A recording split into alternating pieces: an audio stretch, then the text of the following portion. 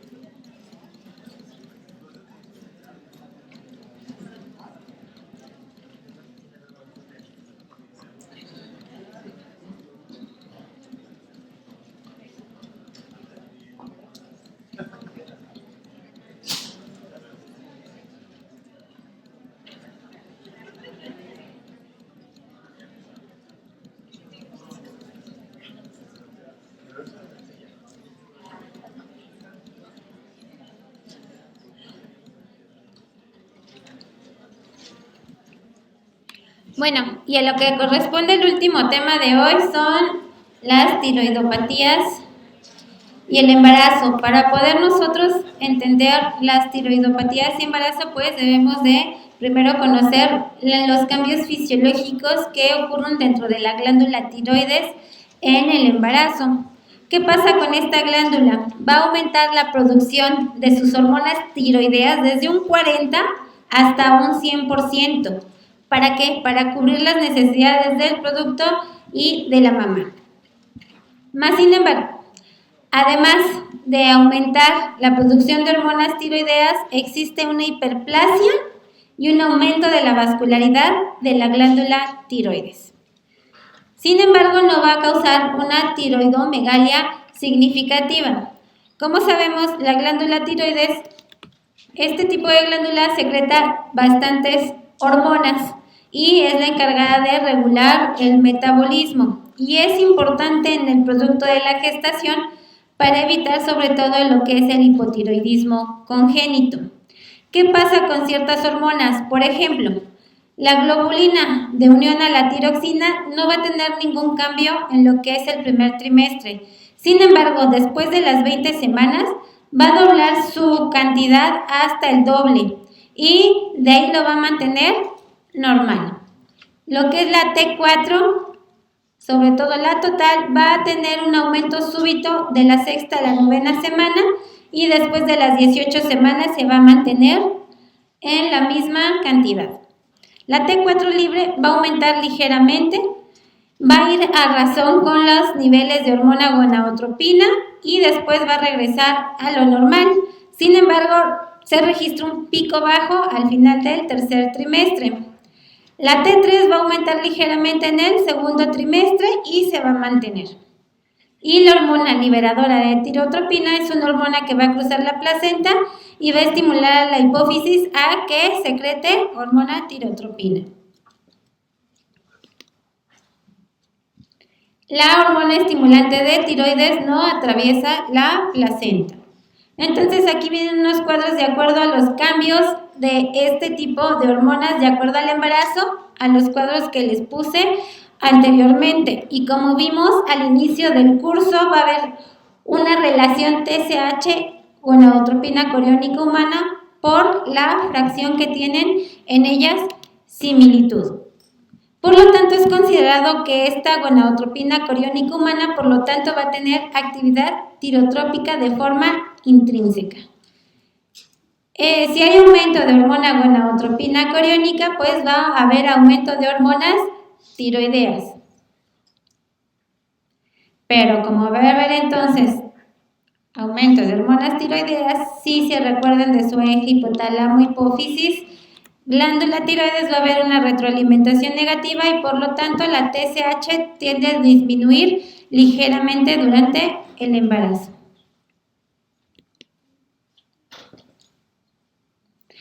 Hay ciertas condiciones que ya hemos visto que están relacionadas con hemorragias de la primera mitad del embarazo, que es el embarazo molar o el coriocarcinoma, que simulan por la elevación de la gonadotropina y por esta tirotoxicosis un hipertiroidismo gestacional.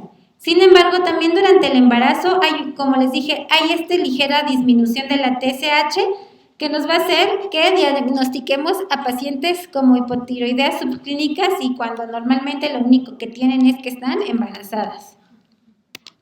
Entonces, ojo, aquí viene también una tabla de acuerdo a cómo actúa cada hormona dependiendo las semanas de gestación. Obvio, la gonadotropina coriónica, una vez que hay implantación, empieza a producir el cito y el sintiotrofoblasto. Va a tener un pico máximo entre las 10, 12 semanas y de ahí va a ir disminuyendo hasta la semana 20 y se va a mantener en meseta hasta el final del embarazo. ¿Qué pasa con la globulina fijadora de hormonas tiroideas? Va a ir aumentando durante el primer trimestre, casi al segundo, y se va a mantener en meseta. La T4 total también va a ir aumentando durante el primer trimestre y en el segundo se va a mantener.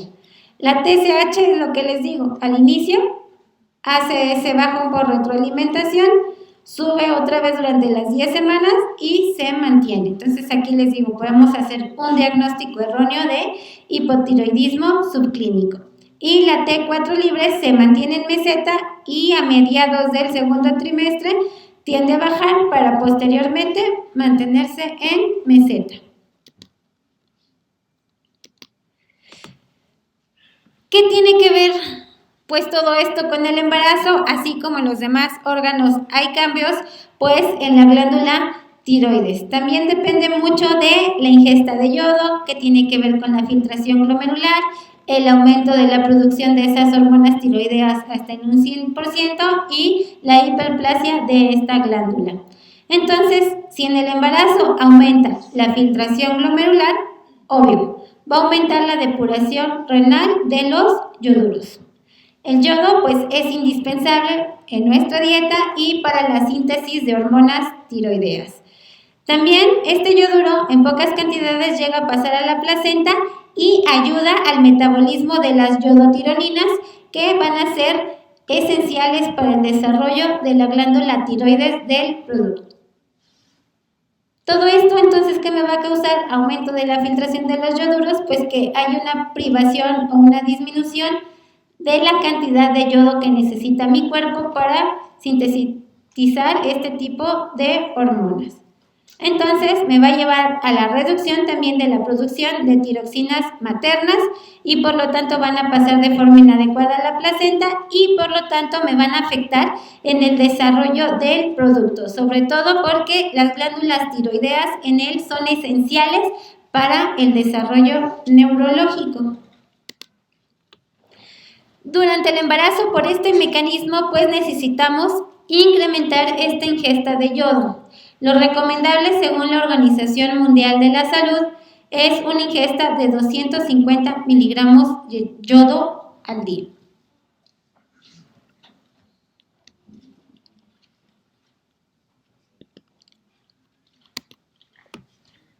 Esta es una tabla que me pone de referencia la cantidad de hormona estimulante de la tiroides en la paciente embarazada.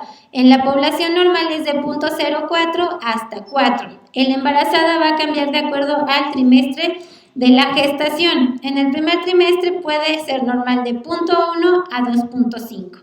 En el segundo de 2.5 a 3 y en el tercer trimestre mayor a 3 miliunidades por litro. Sí. ¿Quién me habla? ¿Ah? Ah, ok. Dije, ¿quién me habla? Pues usted me ciega.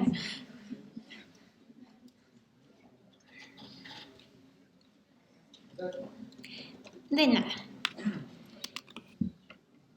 Y bueno, viendo esos cambios fisiológicos del embarazo, ahora vamos a ver cómo empieza a funcionar lo que es la hormona tiroidea.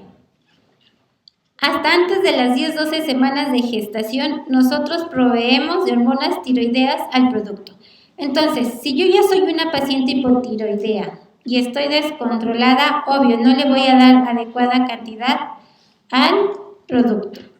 Ellos van a empezar entre la semana 10 y 12 a producir su propia hormona estimulante de la tiroides. También van a ser capaces de concentrar yodo y sintetizar yodotironinas, pero esto es en un menor porcentaje. Es hasta la semana 20 Cuando ya empieza a funcionar de manera correcta esa glándula tiroidea fetal. Entonces les digo, antes de las 20 semanas, ese producto necesita de nuestras hormonas tiroideas. Doctora. Mande. Perdón, aquí voy a meter algo personal. Sí. Pero mi hermana es hipotiroidea, está controlada, pero su endocrino le dijo que iba a subir la dosis hasta que estuviera en el 3er mes de embarazo. ¿Pero se le fue igual? O bueno, ¿se le iba a dejar igual? Lo ideal es que si no ha habido cambios, si está controlada, se le puede dejar la misma dosis. Que en el tercer trimestre ya empezaría a funcionar también, te digo, la glándula tiroidea del producto, entonces no habría ningún problema. Nosotros como ginecos nos guiamos perfil cada mes, checamos y vamos ajustando la dosis, ¿va? Pero sí, entonces ahí sí es consideración nada más de su endocrino. ¿Ok?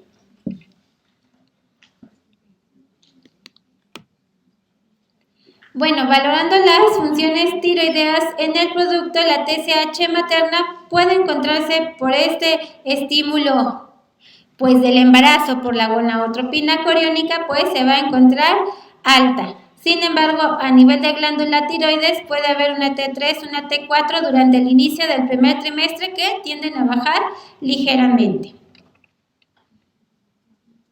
Obvio, pues necesitamos de hormonas tiroideas de la madre para podernos desarrollar de forma neurológica. Entonces, las hormonas tiroideas pasan sin ninguna dificultad la barrera útero-placentaria. Esto es un mecanismo de compensación para mantener al feto eutiroideo. Sin embargo, existen anticuerpos antirreceptor de hormona estimulante de la tiroides que pueden lograr atravesar esta barrera uteroplacentaria y ahí sí puede causar un hipertiroidismo o, en su caso contrario, un hipotiroidismo fetal. Si nosotros administramos hormona liberadora de tirotropinas, si recuerdan el eje hipotálamo-hipófisis, obvio va a estimular a la hormona estimulante de la tiroides. También tenemos que la placenta va a dar pequeñas cantidades de T3 y T4 para ese desarrollo neurológico fetal. Entonces, para ese desarrollo, si ven en los tamices neonatales, una de las enfermedades de las 7 que detecta es el hipotiroidismo congénito. Entonces, durante el periodo de embriogénesis es necesario esta provisión de hormonas tiroideas para el desarrollo adecuado del sistema nervioso central, que también me va a ayudar a la regulación de genes que van a estar encargados de la migración y el crecimiento de las neuronas a nivel de corteza cerebral e hipocampo. Entonces, si la paciente es hipotiroidea y como por lo tanto va a causar con niveles bajos de T4, esta T4 va a provocar una migración de las neuronas de forma anormal. Entonces, casi no va a haber sinapsis de forma adecuada y un desarrollo inadecuado del sistema nervioso central. Y vamos a empezar con una de las patologías que es el hipotiroidismo en el embarazo. El hipotiroidismo, ahorita vamos a ver un esquema, se divide en primario, en secundario y el subclínico. El primario, pues obvio, es el más frecuente. ¿Por qué se dice primario? Porque el problema está a nivel de la glándula. ¿Cuál es la causa más común? La considerada tiroiditis de Hashimoto. El hipotiroidismo también puede estar asociado con ciertas patologías como diabetes mellitus tipo 1, más o menos de un 20 a un 40%, síndrome de Sjögren, enfermedad de Addison o anemia perniciosa.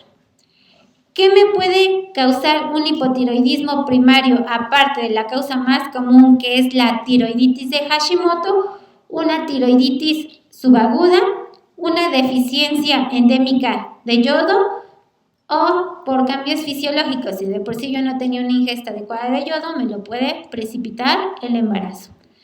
En pocas ocasiones, una tiroiditis de forma supurativa o en aquellas pacientes que fueron hipertiroideas y pues realizaron una resección de la glándula tiroides, ya sea por forma quirúrgica o con yodo radiactivo.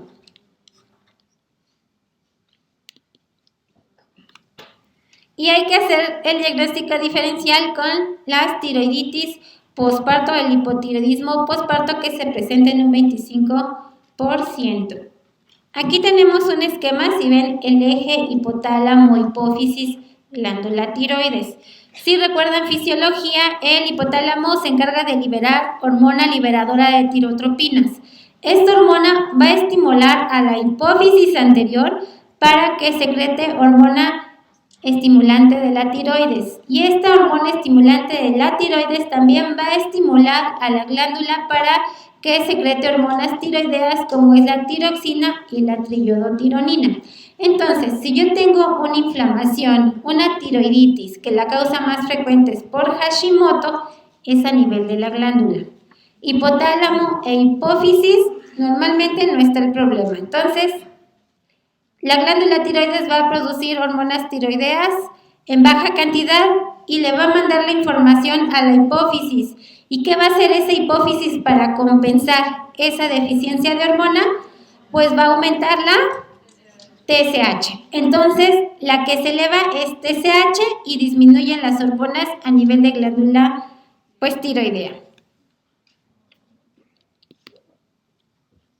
Entonces, hipotiroidismo primario, tal cual, el problema, glándula tiroides. TSH elevada, T3, T4 disminuidas.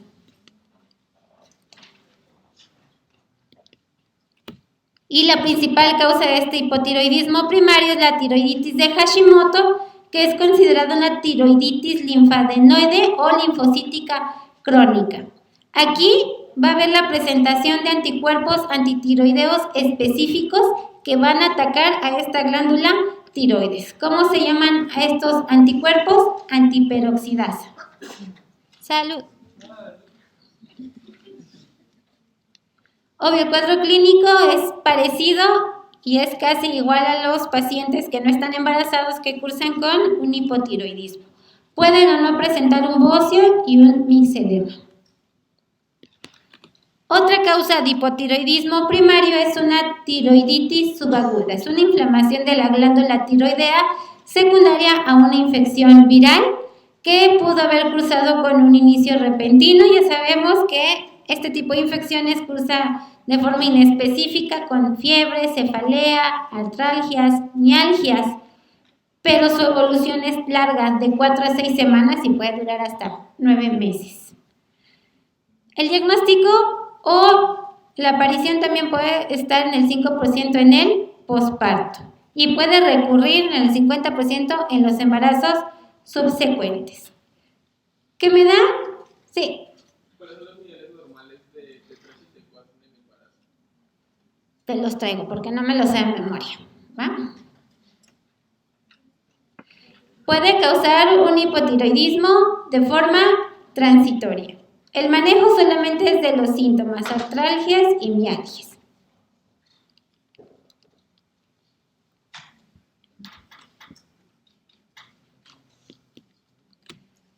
Otra causa que no es muy común en nuestro país es la deficiencia de yodo. Esto lo podemos medir la cantidad por la excreción por orina. Lo ideal es mantener esta dieta y, como dice la OMS, una ingesta de 250 miligramos diarios. Y como vimos por la fisiología y la filtración, hay que aumentar esta ingesta. Viendo otra vez el eje hipotálamo, hipófisis, glándula, tiroides, vamos con el hipotiroidismo secundario. Aquí el problema no va a estar a nivel de hipotálamo, ni va a estar a nivel de glándula tiroides, va a estar a nivel de hipófisis. Esta hipófisis, ¿qué va a hacer? Va a producir una menor cantidad de hormona estimulante de la tiroides. ¿Y qué va a pasar con la glándula? Va a producir menor cantidad de hormonas tiroideas. Sin embargo, aquí ya no va a haber una retroalimentación para que aumente esta famosa TSH. No es una patología tan común como el hipotiroidismo primario. Sin embargo, el hipotiroidismo secundario, ¿cuándo lo vamos a dar? ¿Cuándo no va a funcionar bien esa hipófisis?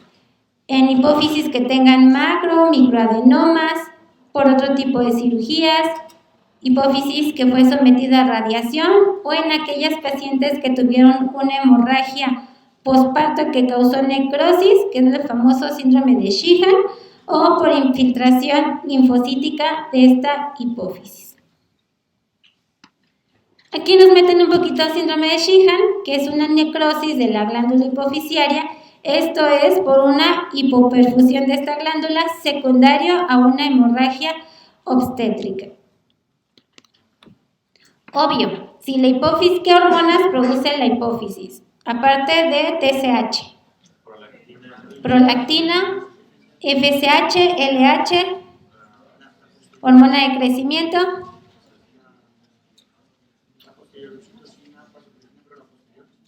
Oxitocina y hormona antidiurética, ¿no? Entonces, son pacientes que, obvio, si se daña la hipófisis, ya no hay FSH, ya no hay LH, la paciente pues ya no tiene ciclos menstruales, entra en amenorrea secundaria de por vida, o sea, cursa con un panhipopituitarismo. El diagnóstico, aparte por clínica, por el interrogatorio a la paciente, pues hay que realizar pues perfil tiroideo, perfil hormonal, y de ahí vamos a ir valorando. Y también estudios de imagen para valorar que ya no hay glándula hipófisis en lo que es la silla turca. El tratamiento sería un reemplazo hormonal para todo, para restablecer la función tiroidea, la función de las gonadotropinas, de la prolactina y ACTH. Luego una cosa. Sí. En el síndrome de Sheehan creo que es porque hay una hiperplasia de lactotropos y de las células que producen la prolactina, y que esas células tienen un mayor requerimiento de oxígeno. Entonces, como hay más de esas y hay una caída durante el parto, puede haber son más propensas a la hipoxia. Entonces, cuando había los sangrados postparto, se producía la isquemia y se producía la apoplejía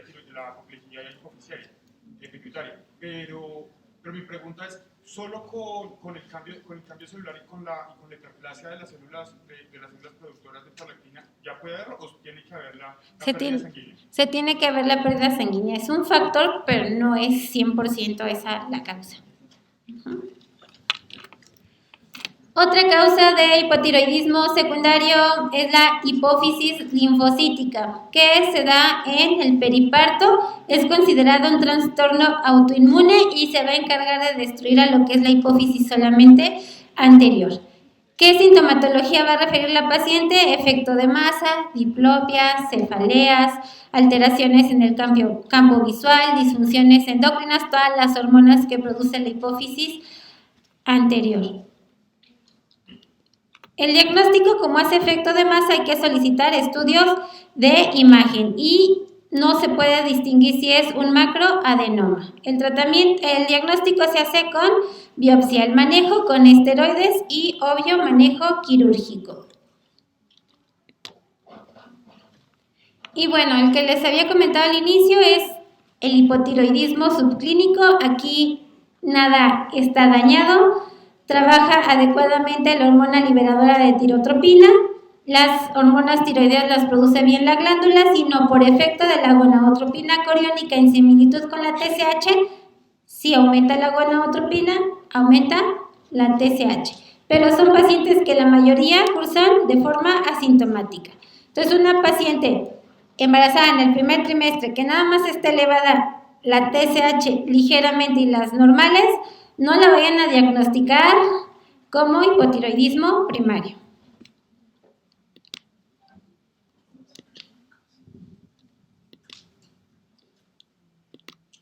El hipotiroidismo subclínico no es tan frecuente en el embarazo, se presenta de un 2 a un 5%.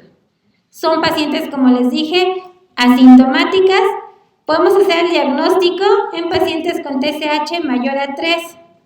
El tratamiento no es ninguno, solamente es vigilancia, pero si esta TSH es mayor a 10, sí podemos iniciar levotiroxina a dosis bajas, a 25 microgramos diarios.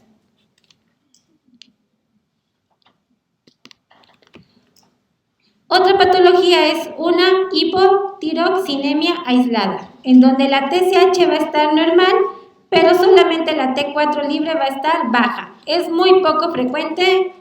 En mi experiencia nunca he visto esta patología, sin embargo la literatura lo menciona en un 1%. En tratamiento, pues solamente vigilancia. Aquí nos ponen una tabla para factores de riesgo para hipotiroidismo.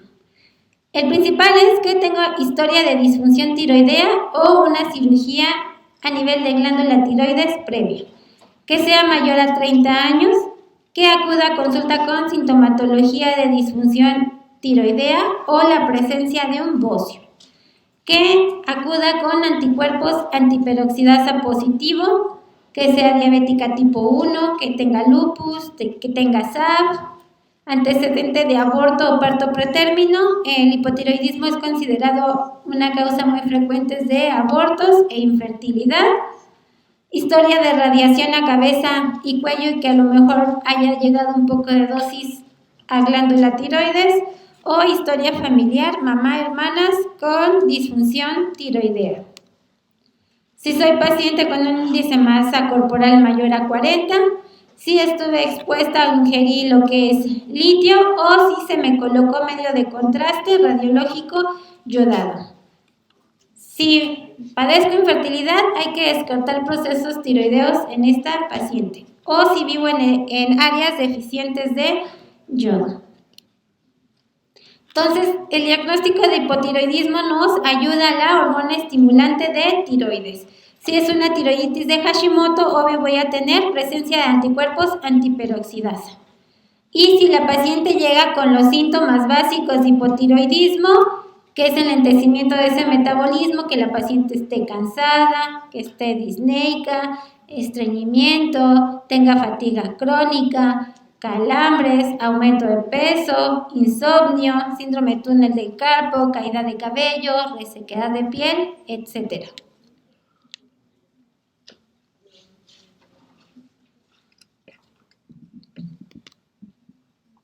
Y bueno, aquí viene una tabla que nos va a hacer el diagnóstico entre cada una de las variables que acabamos de ver. El hipotiroidismo clínico, tal cual el diagnóstico lo vamos a hacer con TSH, ya vimos la tabla de acuerdo a los niveles al trimestre de la gestación. El subclínico podemos encontrar una elevación de TSH, pero esta elevación es menos de 10 miliunidades por litro. La tiroxina se encuentra normal y si tenemos una hipotiroxinemia aislada, la TSH está normal y la T4 libre hay que hacerla en la percentila entre 5 y 10 de acuerdo a la edad gestacional.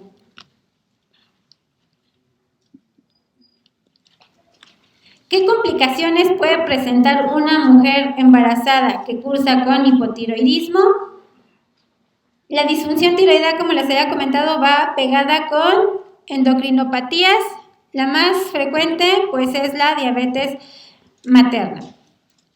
Aumenta el riesgo de abortos espontáneos, de productos óbitos, de parto prematuro, de estados hipertensivos del embarazo, de anemia, una hemorragia posparto, desprendimiento de placenta y un parto por cesárea.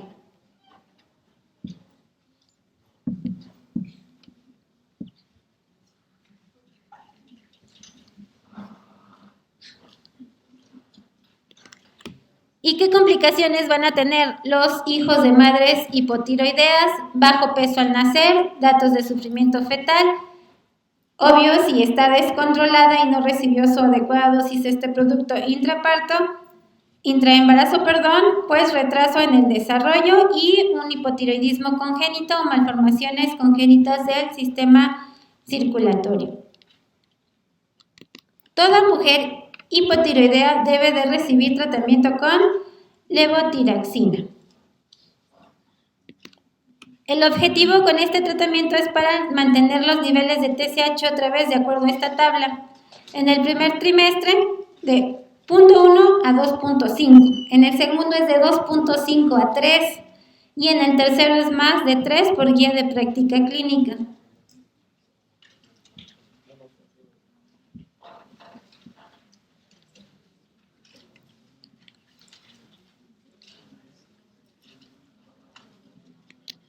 El tratamiento solamente es con levotiroxina. Vía oral se recomienda su toma 45 minutos antes de los alimentos. Hay que evitar que se ingiera con otros medicamentos como el calcio, el hierro y las vitaminas, ya que estos van a disminuir la absorción, ¿va? Entonces hay que esperar un lapso de 4 horas. Y si lo ingiero con fenitoína y carbamazepina, al contrario, va a aumentar mi depuración.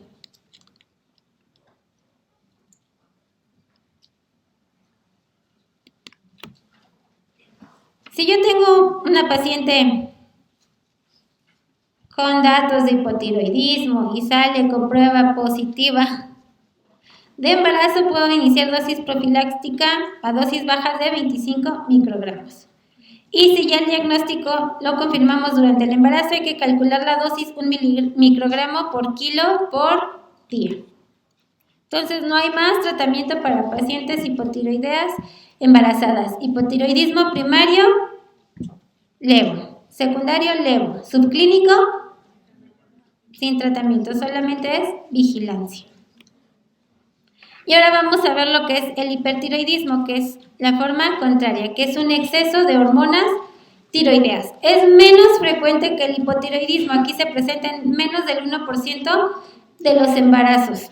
Si está asociado esta TSH con gonadotropina coriónica, si está aumentada la TSH en las hormonas tiroideas, también me va a contrarrestar a que este tipo de pacientes tengan datos de hiperemesis, como náusea, vómito, aumento del apetito. Como todos los pacientes hipertiroideos, pues son pacientes delgados, pérdida de peso, intolerancia al calor, son pacientes que pueden tener temblor, son pacientes que a veces no duermen nada y andan así como que muy ansiosos. Mande. Una pregunta. Una paciente con hipotiroidismo subclínico, ¿cada cuánto se le hace el control del TSH? Nosotros se lo hacemos cada 30 días. Hay pacientes que a los 2 meses posparto remite el cuadro y se acabó. Doctor, Mande. por ejemplo, hablando de hipotiroidismo, ¿no?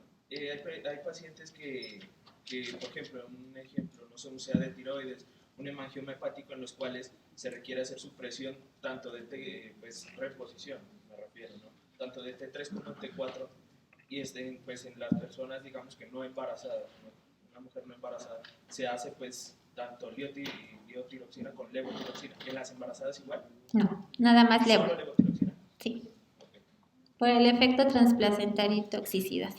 Nada más es levotiroxina. Ok, entonces, sí, de hipotiroidismo la causa más frecuente es Hashimoto, en hiper es Graves. Y debemos de hacer el diagnóstico diferencial con otras patologías que llegan a asemejar un estado pues hipertirotoxicósico, entre ellas la hiperemesis gravídica, que es secundario a un aumento de hormonas tiroideas en el embarazo por la hormona gonadotropina, pero esto es transitorio y es más frecuente en el primer trimestre y va desapareciendo durante el segundo trimestre del embarazo. También hay que hacer el diagnóstico diferencial con un nódulo tiroideo que sea productor de hormonas tiroideas, de una tiroiditis de forma iatrógena, que yo esté dando medicamento más de lo normal, una enfermedad trofoblástica gestacional que ya lo vimos y un cáncer de tiroides, obvio, metastásico. ¿Qué me va a causar una hiperemesis gravídica o esta famosa tirotoxicosis? Pues un aumento de hormonas tiroideas de forma transitoria secundario al embarazo, a la producción de hormona gonadotropina. Van a haber anticuerpos negativos, es una enfermedad que no es autoinmune y tiende a recidivar. Se relaciona con el aumento de hormona gonadotropina. ¿Cómo voy a hacer el diagnóstico de esta tirotoxicosis gestacional transitoria? Obvio, va a estar aumentada la gonadotropina coriónica. Va a influir ligeramente con el aumento en hormonas tiroideas. Y por retroalimentación, ¿qué van a hacer estas hormonas tiroideas? Van a bajar ligeramente lo que es la TSH. pero es transitorio. ¿Cómo sé que es una hiperemesis gravídica? Obvio, por cuadro clínico. Son pacientes que acuden deshidratadas, ya acuden con trastornos hidroelectrolíticos, pérdida de peso más del 5%, con cetonuria, náusea y vómito. Una cosa es emesis, que es el vómito normal del embarazo, y otra cosa es la hiperemesis. El tratamiento hay que valorar de acuerdo a cada caso. Los antieméticos en embarazadas, los del complejo B, lo que es bonadoxina o festomar. El jengibre ayuda a disminuir las náuseas. Comida fraccionada y debe de ser alimentos secos. Hidratación y obvio reponer esos electrolitos. Todo paciente que sospechemos hiperemesis gravídica hay que solicitar su perfil tiroideo. ¿Y qué va a estar? Van a estar T3, T4 aumentadas y TSH ligeramente disminuida. Ahora sí, la causa principal del hipertiroidismo es la enfermedad de Graves, les digo, es menos frecuente. La encontramos en 0.5% de la población. Sin embargo, es la causa en un 90-95% del hipertiroidismo. ¿Cómo podemos hacer el diagnóstico tanto clínico por laboratorio? Encontramos en las pacientes bocio difuso, la oftalmopatía famosa de Graves, por estos anticuerpos antirreceptores antitiroideos, ¿ok? Son los causantes de ese exoftalmos. También podemos encontrar inmunoglobulina estimulante de la tiroides y, obvio, un antecedente de algún familiar con una enfermedad tiroidea autoinmune. Esta enfermedad de Graves se caracteriza por la presencia de autoanticuerpos que estimulan a los receptores a nivel de glándula tiroides, que van a hacer que crezca esta glándula y que produzca hormonas tiroideas en exceso. Entonces, hipotálamo está normal, pero si el problema empieza en lo que es la glándula tiroidea, empieza a producir hormona tiroidea en exceso, se manda retroalimentación negativa a lo que es hipófisis y TSH para compensar, pues disminuye. Si yo soy una paciente que tengo enfermedad de Graves y me embarazo, obvio, me va a exacerbar la enfermedad en el primer trimestre porque está relacionado con la hormona gonadotropina coriónica. Mi sintomatología, conforme disminuya esta gonadotropina coriónica, va a mejorar, obvio, en el segundo y mucho más en el tercer trimestre. Y esto me va a permitir un reajuste en la dosis de los medicamentos. El tratamiento de elección en que todas las bibliografías se lo ponen con hipertiroidismo y embarazo es el propiltiuracilo. Aquí en México no me ha tocado verlo, pero el de elección es este. El que utilizamos es el metimazol. No hemos visto tampoco ningún riesgo, ninguna alteración morfológica en los productos.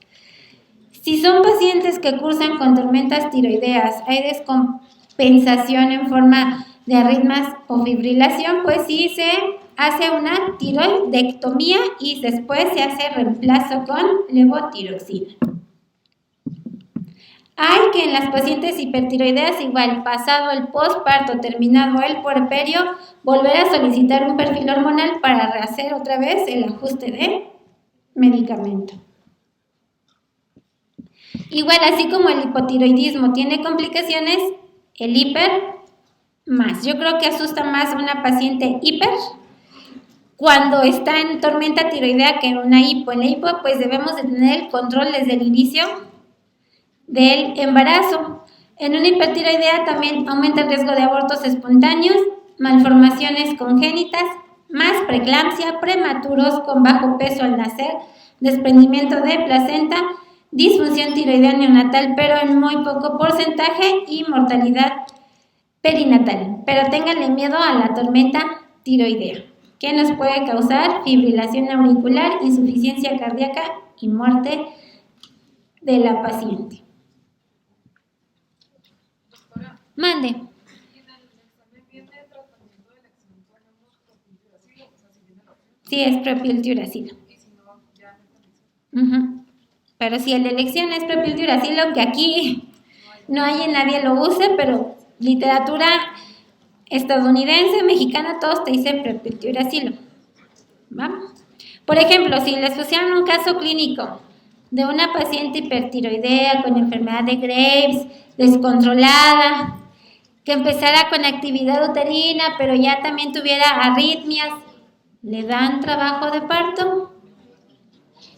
Con el trabajo de parto aumenta la frecuencia cardíaca, aumenta el gasto cardíaco, empiezan cambios hemodinámicos, entonces se les muere, cesárea, ¿va?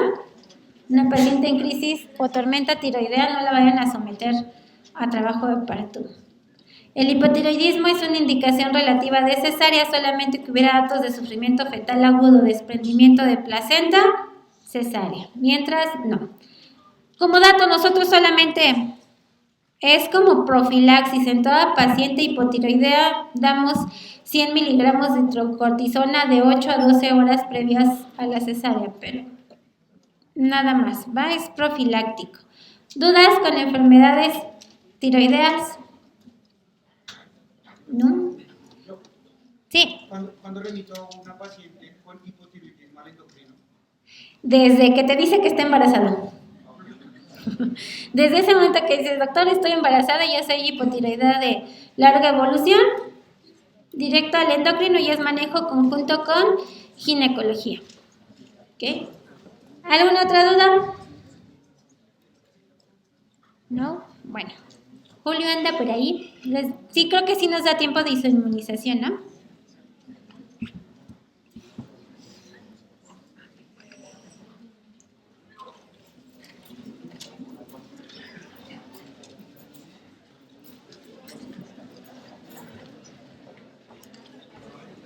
Vamos por la última. La última.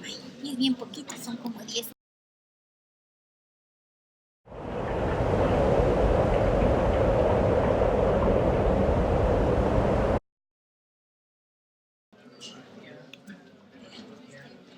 Ahí está. Perfecto. Gracias, Julia. Sí.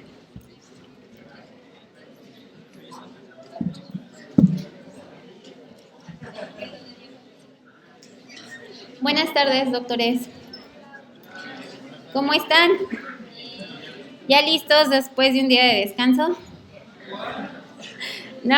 Bueno, yo sé que, de venir aquí, yo sé que en casa se ponen a estudiar. El temario de hoy parece un poco largo. Vienen, si checan un poquito como unos temas esenciales que se relacionan con lo que vamos a ver hoy y mañana. Entonces, lo ideal, yo pienso, ver amenorreas, las causas de amenorrea. Ovario poliquístico es una causa de amenorrea y la tienen mañana, entonces intentaré meterla hoy para que no pierdan lo que es el hilo, ¿ok?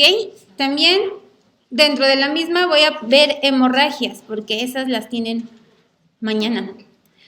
Entonces, si vemos hoy amenorreas, mañana hemorragias, se van a hacer como que bolas, ¿va? Lo ideal sería dejar para mañana las infecciones de transmisión sexual, lo que son las cervicovaginitis. Y en última instancia vemos climaterio y menopausia, ¿va? También miomatosis se los metieron ahí donde viene ese ACU y miomatosis corresponde a sangrados uterinos anormales. Esa espero dárselas mañana, ¿va? Porque ¿qué tiene que hacer los miomas en cáncer? ¿Va? Y ya vamos a ir, ya creo que de obstetricia ya terminamos. Gineco, pues ya casi, ya después nos vamos a pasar a gineco-onco, ¿va? Entonces, esta es una pequeña expo de amenorrea. Amenorrea suena fácil, pero para muchos es difícil entender, sobre todo el eje hipotálamo, hipófisis, ovario, cuáles son primarias, cuáles por disgenesia, cuáles son secundarias y a cuáles les voy a dar gestágenos, a cuáles combinados. Ok, entonces intenté hacerles unos cuadritos que ya les había hecho a los chicos del diplomado, más o menos para irlas entendiendo y después irnos al material que nos prestan aquí en el curso. Ok.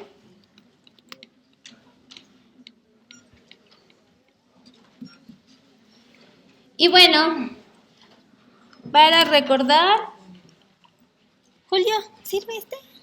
Sí.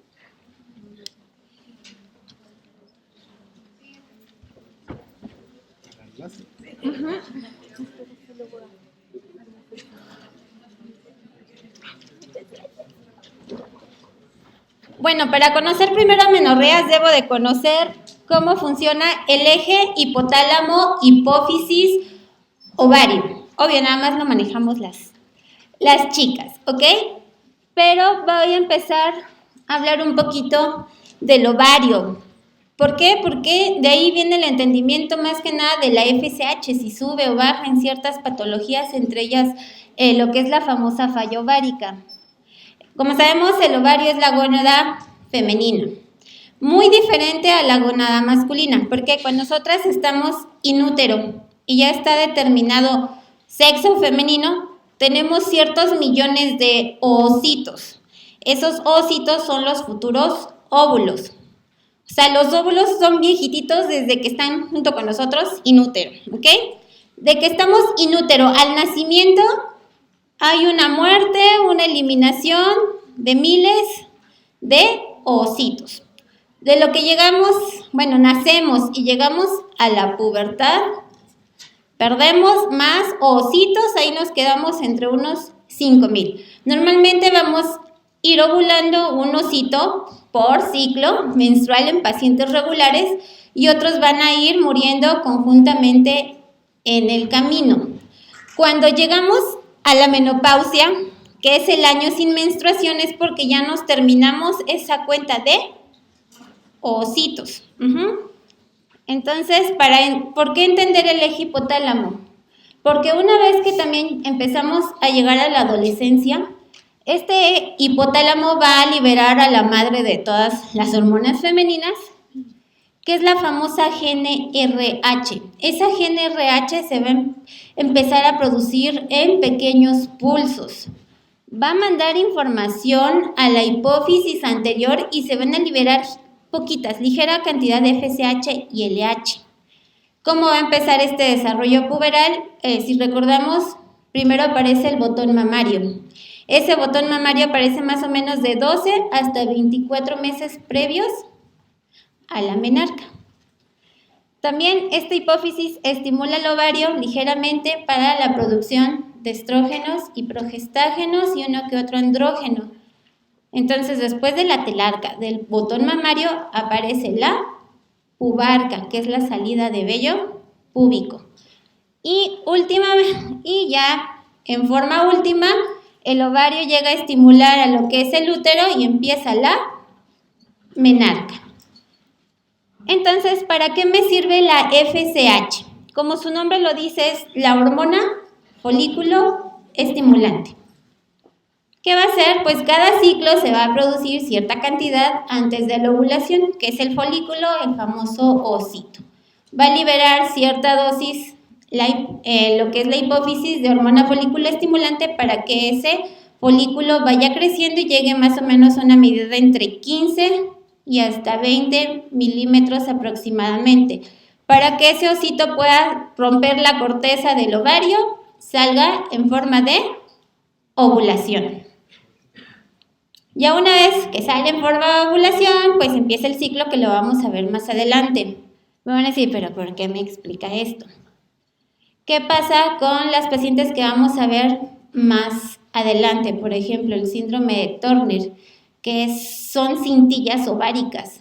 O sea, el ovario no funciona. Al no funcionar, no produce ovocitos. Entonces, ¿acá qué pasa con la hipófisis? ¿No hay ovocitos? Ahí te va más hormona folículo estimulante.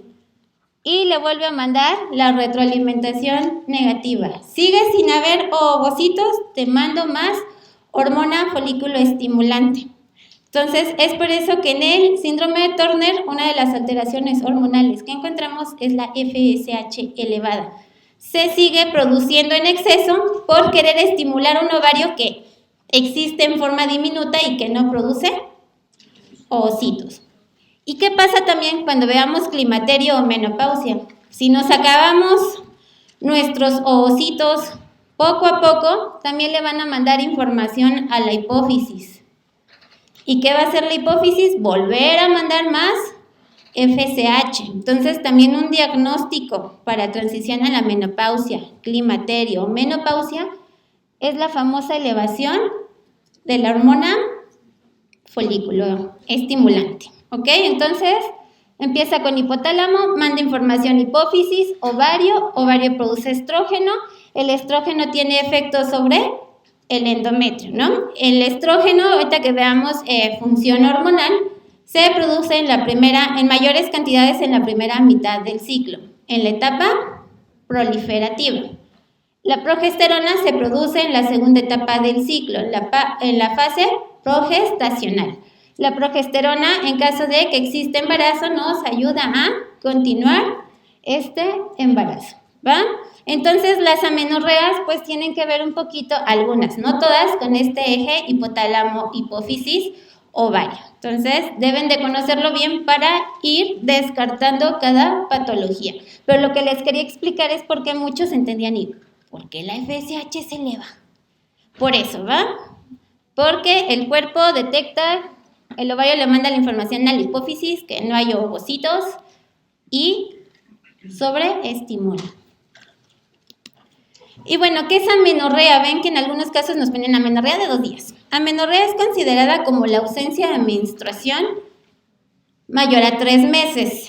Sin embargo, este cuadro que les traje existe amenorrea primaria y secundaria. ¿Qué quiere decir primaria? Es aquellas pacientes que nunca han tenido un sangrado menstrual, nunca han entrado en menarca.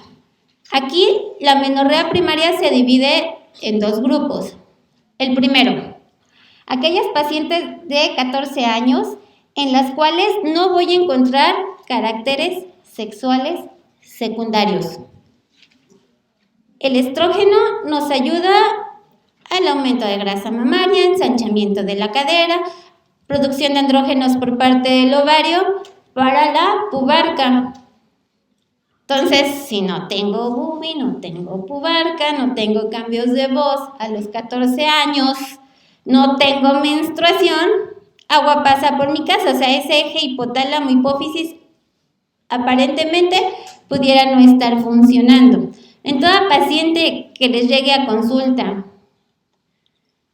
y ustedes sospechen en una amenorrea primaria que tenga 14 años, no tenga desarrollo de ningún carácter sexual secundario, hay que pedirle todo un perfil hormonal, FSH, LH, prolactina, estradiol, progesterona, en caso necesario testosterona y dehidroepiandrosterona.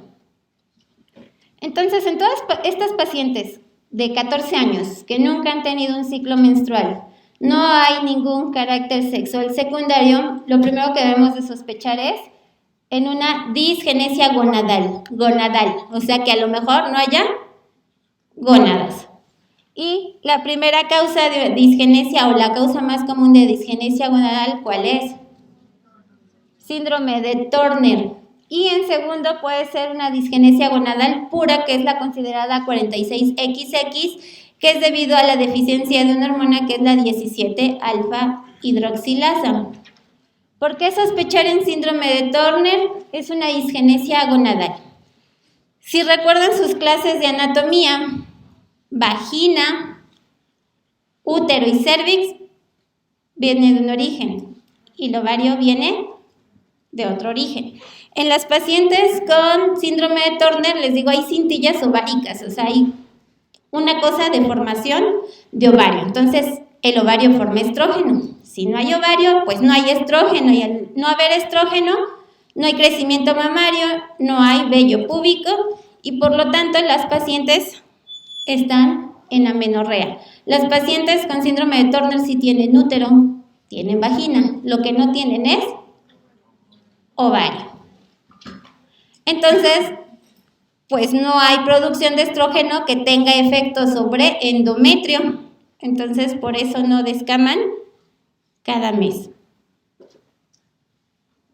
Entonces, tenemos que disgenesia gonadal, ya sea pura o síndrome de Turner, pueden ser causas de una amenorrea primaria en pacientes en las que encontremos ausencia de caracteres sexuales.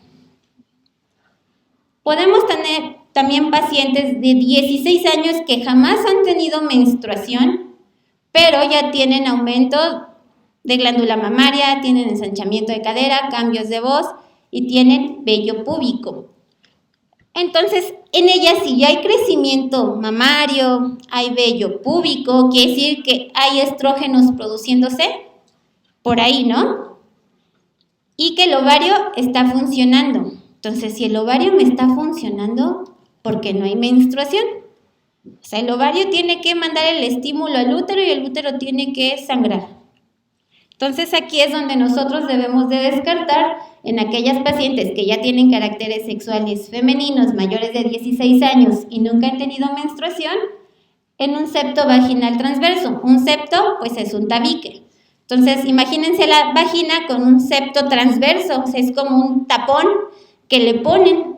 Los ovarios producen el estímulo, hay sangrado, pero se va acumulando el sangrado a nivel de útero y forman hematocolpos. Son pacientes que igual les puede llegar, que nunca han menstruado, pero tienen cólico y cólico y cólico y cólico. Y pueden tener ligero aumento del perímetro pélvico o abdominal. O, en cierto caso, pacientes que ya tengan otro tipo de alteraciones, como sea una ausencia de forma congénita de vagina. Pacientes que pueden tener 2/3 de vagina, pero no el tercio superior, que termina vagina en fondo de saco, o aquellas pacientes que no tienen útero. Entonces, el ovario sigue produciendo estrógeno, pero no hay órgano efector que haga crecer endometrio. Pues no hay útero, no hay endometrio, no hay menstruación, ¿ok? Entonces, entendiendo las causas de amenorrea primaria, de acuerdo a si ustedes observan o no desarrollo de caracteres, es la causa. Si no hay caracteres sexuales y están en amenorrea primaria, hay que descartar disgenesias, ya sea pura o Turner. Si la paciente está en amenorrea primaria, nunca ha tenido menarca, pero ya tiene desarrollo de caracteres sexuales, son a nivel de la estructura, o sea, a nivel orgánico.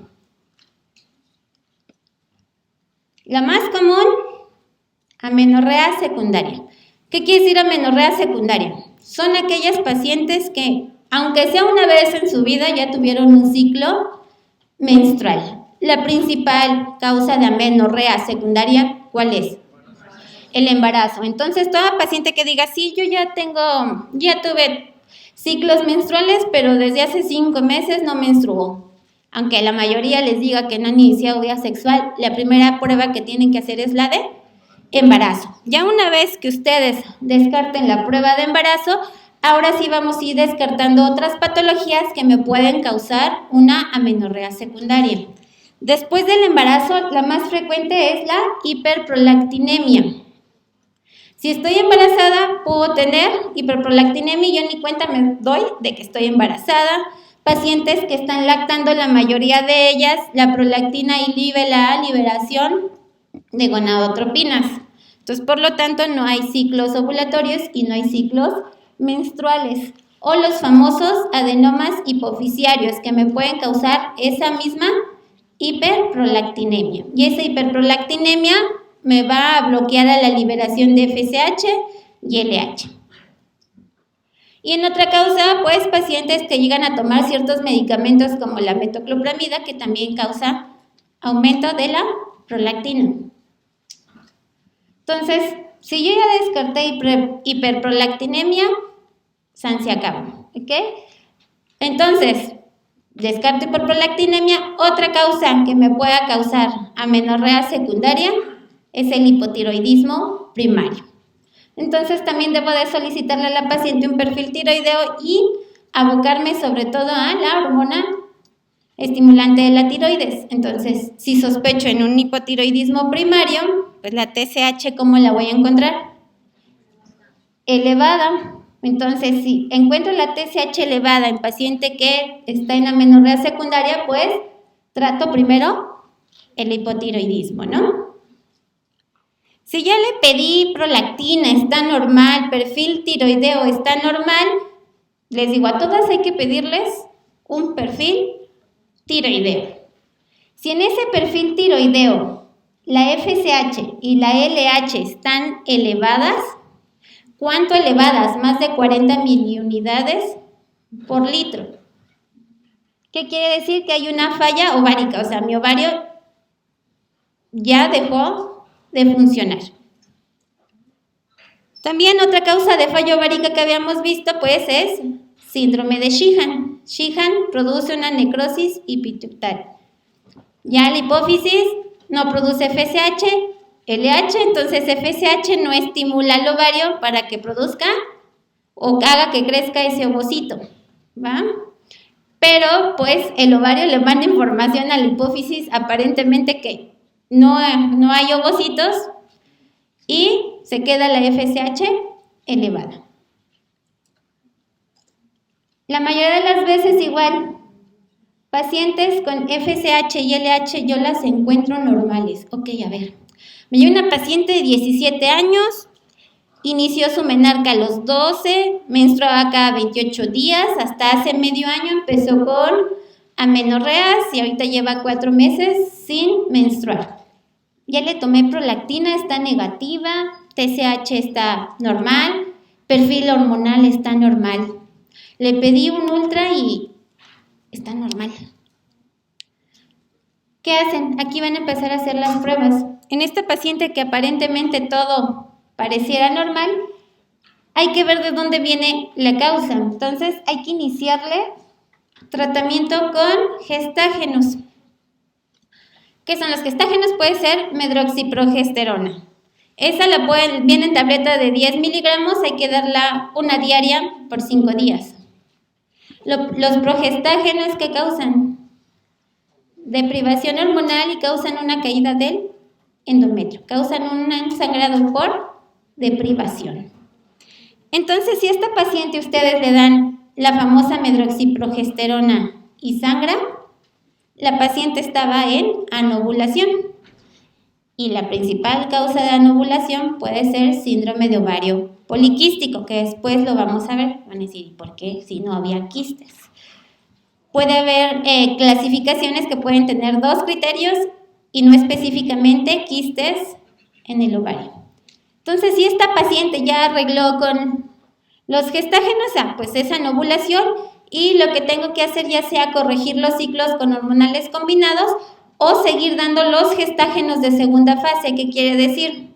Del día 16 al 25 del día menstrual, una diaria por 10 días y a la semana viene la deprivación hormonal. Viene otra vez el ciclo, cuento 16 días, doy mis 10 tabletas y vuelve a venir la deprivación hormonal.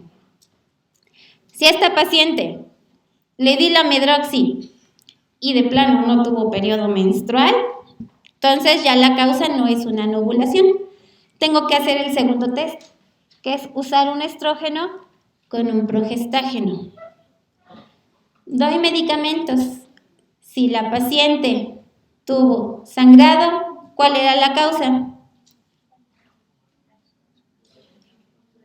Brian. Ok. ¿Y si no hubiera habido sangrado? Ya con el uso de gestágenos. Anatómico a nivel del endometrio, o sea, el uso de este estrógeno con progestágeno no hizo que creciera mi endometrio y la combinación tampoco hizo que se descamara.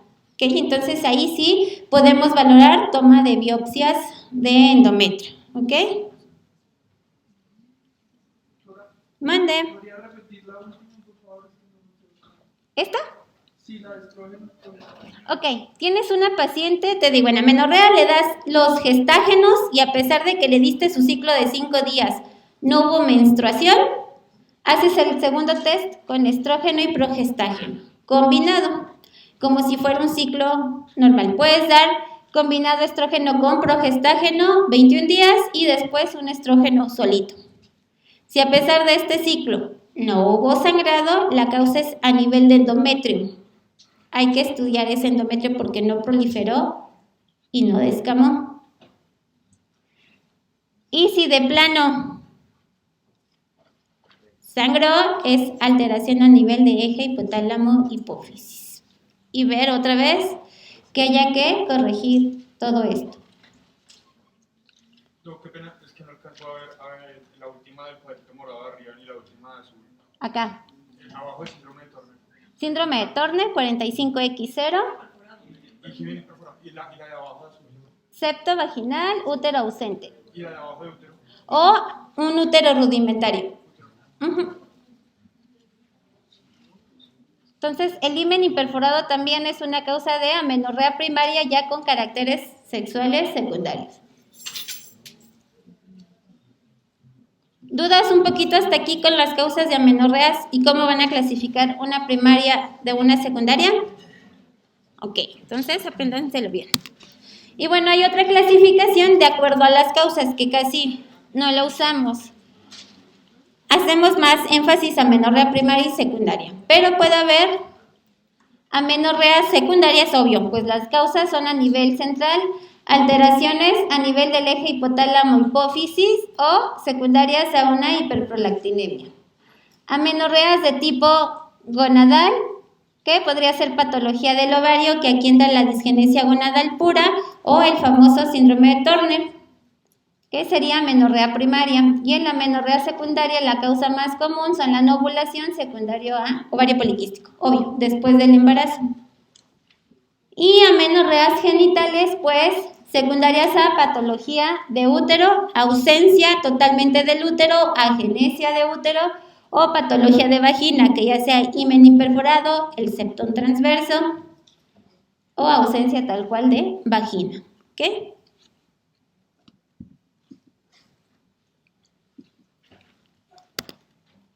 ¿Dudas con este cuadrito? ¿Bien entendido? Más o menos para lo que vamos viendo a lo largo del curso. Va. Julio. Ay, Cris.